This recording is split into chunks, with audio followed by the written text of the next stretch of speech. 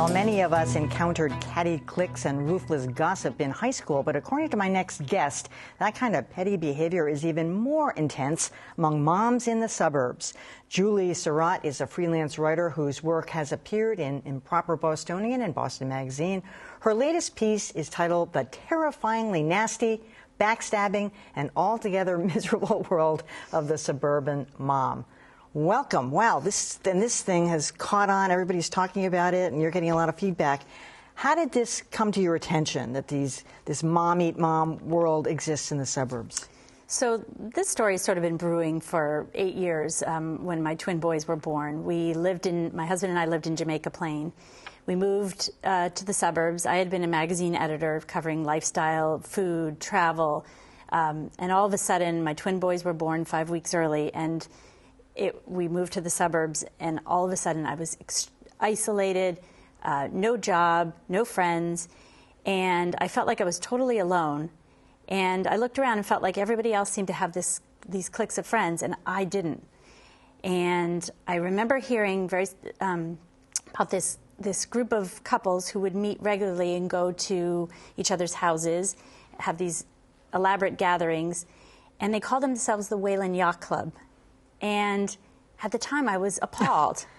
We're not on the water. Wayland is not on the water. Yeah. And they came up with this name.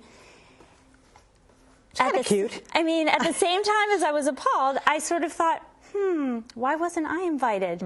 And that's where it began. And it is. I just have noticed after the 8 years into it that these kind of middle school-like cliques exist, and it tends to be these moms who have, went to college, went to graduate school, had great careers, and then they have babies and move to the suburbs, and all that drive and all that passion that they used to put towards their career, where do they put it now? They either put it towards their children or maybe their social life. Or gossip. All right. Well, you describe suburban social dynamics like this in your piece. You have countless grown women cowering behind their beautifully trimmed hedges in bucolic towns around Boston, trying to avoid getting fired from their circle of friends while simultaneously hating every minute they have to spend with those ladies who lunch.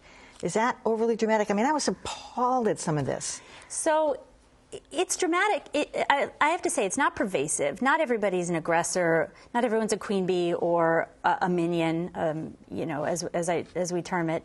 But it exists, and for that small percentage of people that this happens to, this is their life. I had people write me after I wrote the story and said, "I feel like you were following me around with a video camera. You have written exactly my life." So it's a pattern of behavior that exists in any suburb around Boston. So exaggerated?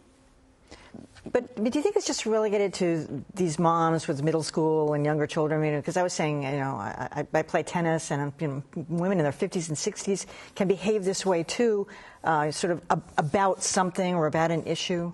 Well, it's a matter of people want to feel like they belong to something. So whatever makes them feel comfortable, they gather, and then naturally, if you're not part of that group, that tennis group, you feel a little bit of envy. You want to be a part of it. You just want to be included. And I think that's, it plays on your insecurities that you had in middle school too. I mean, I hate even asking this question, but why is this all about women? It seems like the men don't have this issue. So the men, I hate to generalize as well, but the men tend to be at work. I mean, this is primarily, there are other issues with working moms, but this I've noticed that it happened to be mothers who, like I said, don't have a lot of else going on. So I say we because I experienced it. Yes.